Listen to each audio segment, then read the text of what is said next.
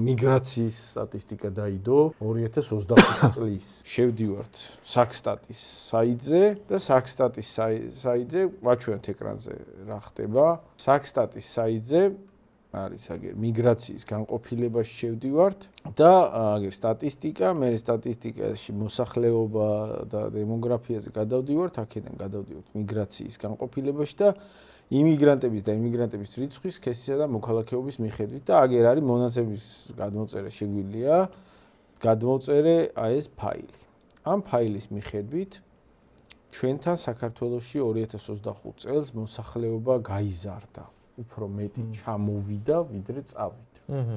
და სხვათა შორის დაბადებულების ხარჯზე არ გაიზარდა. ხო, დაბადებულების ხარჯზე არა, აქ მიგრაციის ხარჯზე. აქ არის დაბადებულების ხარჯზე დაიკლო. დაბადებულების ხარჯზე დაიკლო 7000-ით ნაკლები დაიბადა, ვიდრე გარდაიცვალა. ეგ ცალკე სტატისტიკა, მაგრამ ამ შემთხვევაში არის მხოლოდ აი მიგრაციის ხარჯზე დადებითი ბალანსი გვაქვს თუ უარყოფითი. მიგრაციის ხარჯზეც არის წყალებში დადებითი ბალანსი წერია, მაგრამ ამ დადებით ბალანსში არის ერთი საინტერესო ნიუანსი. ქართველების საქართველოს მოქალაქეების ნაწილშიც არის ახლობთ 3000 კაცით მეტი დაბრუნდა, ვიდრე წავიდა და ეს ცალსახა დადებითი ამ ნაწილში, ეს არის ეკნიშნელოვანი დადებითი. ბევრი არ არის 3000 კაცით მეტი რომ ბრუნდება, თან მანდა ასაც მნიშვნელობა აქვს, იმიტომ რომ ახალგაზრდები თუ მიდიან და აი ბოლო 10 წლეულებში ქართველები რო წავიდნენ და იქ უკვე ასაკში შევიდნენ და ბოლოს ბრუნდებიან ეგ ტენდენცია კიდე ეგ შეინიშნება ეგ ტენდენცია მაგრამ მაგას მოდი თავი დავანებოთ თუ უფრო მეტი ქართველი დაბრუნდა ვიდრე მიდის ეგ რა თქმა უნდა კარგი რა თქმა უნდა კარგია უბრალოდ ცოტა 3000-ით მეტი იმიტომ რომ 300,000-ზე მეტი ქართველია გასული ამ სტატისტიკის ჯამში თუ დიდი ხანი დაგჭირდება მის აღდგენისთვის დანაკარგის მაგრამ პარალელურად ამავე სტატისტიკით რომ გამოვაკლოთ აი საქართველოს მოქალაქეების რაოდენობა შემოსულებს და გასულებს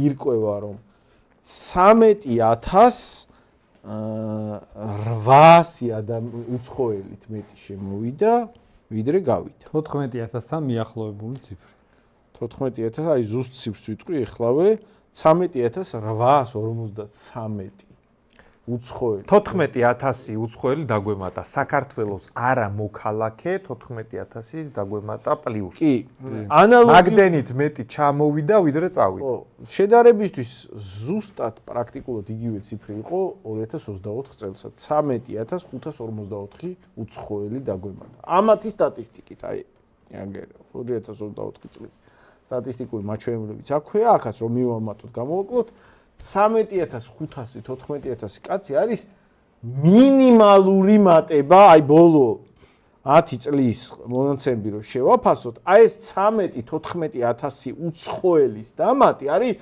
ყველაზე დაბალი ნიშნული ყოველთვის როგორც წესი ეს არის 13-14-იან მეტი სული მატება. ანუ ამ ორ წელიწადში გამოვიდა 27,500 ორ წელიწადში. ანუ რაზეც მთავრობა საუბრობდა, რომ აი ამდენი ასე ვთქვათ უცხოელი ყავს.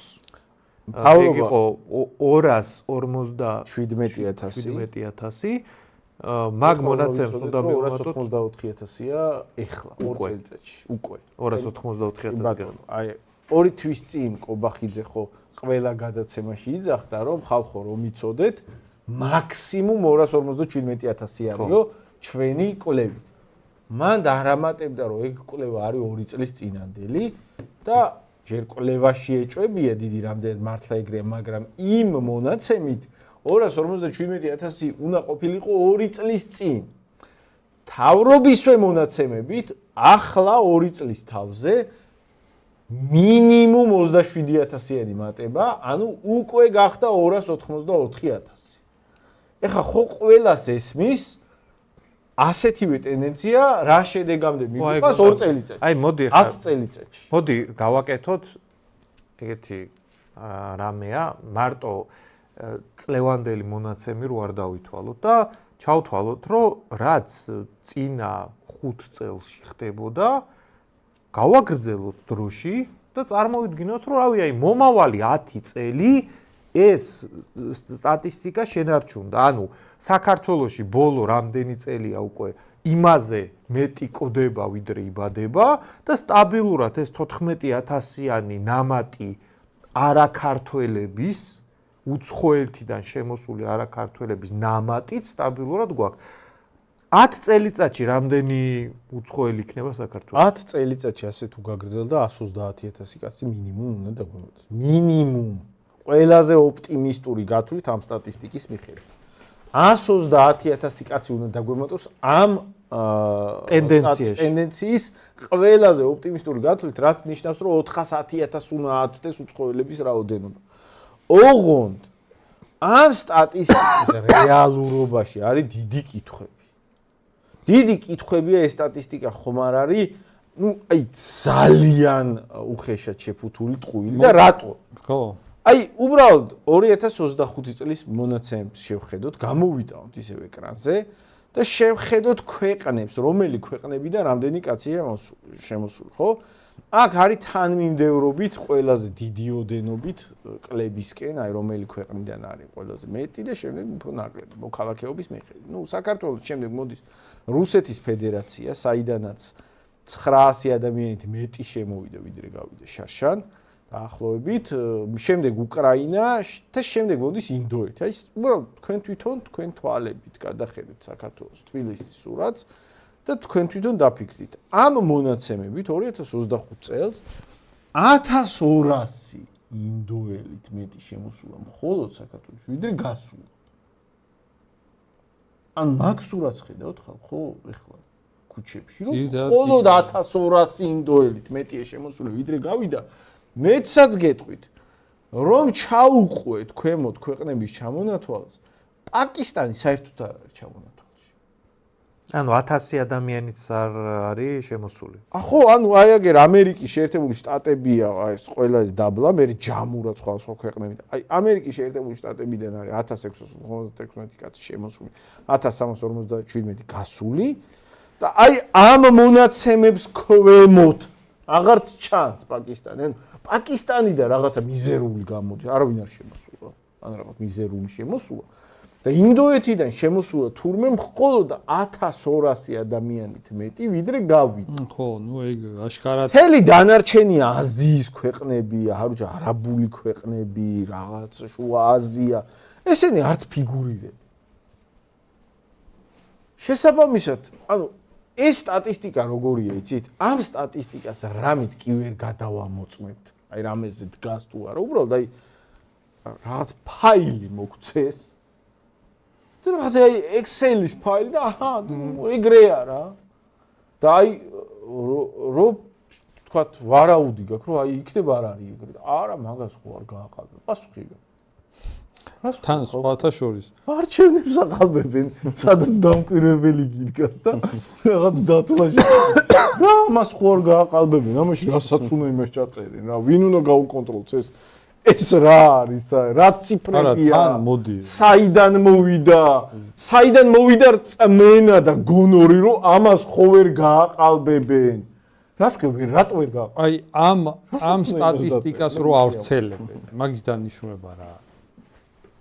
ამ სტატისტიკის გავრცელების დანიშნულება არის ის, აი ამას რო არ ინერვიულობ. ხო, ანუ ამის გავრცელების დანიშნულება არის ის, რომ ხალხო დაბალი სტატისტიკა. ხო და გააყალბებენ, რა თქმა უნდა, ანუ აქ ერთ-ერთი რა ციფრებიც არის, რასაც წერენ, ეგეც არ არის. საგანგაშოა ისიც. არ არის დაბალი. ანუ ჩვენ ახლა რაც აღწერეთ, რომ ეს ტენდენცია თუ გაგრძელდა 10 წელი, აი რანაირადაც ესე მიყვება და ვერავინ ვერ ხსნის, რატო არ უნდა გაგრძელდეს? ხო, ანუ მე რა მაინტერესებს 2 წელიწადში გამხდარა 257,000-დან 284,000. კიდე 2 წელიწადში მინიმუმ 310,000 გახდება თურმე. კიდე 2 წელიწადში მინიმუმ 327,000. დამამშვიდებელი სტატისტიკაა, დამამშვიდებელი ტენდენციაა ესა? ანუ ამით ვიღაცა უნდა დამშვიდეს, ანუ 10 წელიწადში რო აქ 450-450,000 უცხოელი გახდება. თან ჩვენი მოსახლეობა დაიკლეს. ჩვენი მოსახლეობა კიდევ უფრო დაიკლეს. ეს დამამშვიდებელი ტენდენციაა? თან ეს როგორი გათვლა, იცი? ყველაზე ყველაზე დაბალი ვერსიები რო ავიღოთ, რაც კი ამ წელიწადში ყოფილა. ანუ ნახეთ, კარგად რო გაიგოთ ჩვენ ამ მაყურებელმა.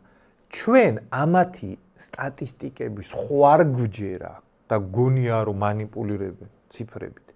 მაგრამ რასაც წერენ, იმითიც კატასტროფული შედეგია. კი და თან ეგეც უნდა ითქვას. ჩვენ ცარიელზე უბრალოდ კი არ ვიძახით რომ არ გვჯერა.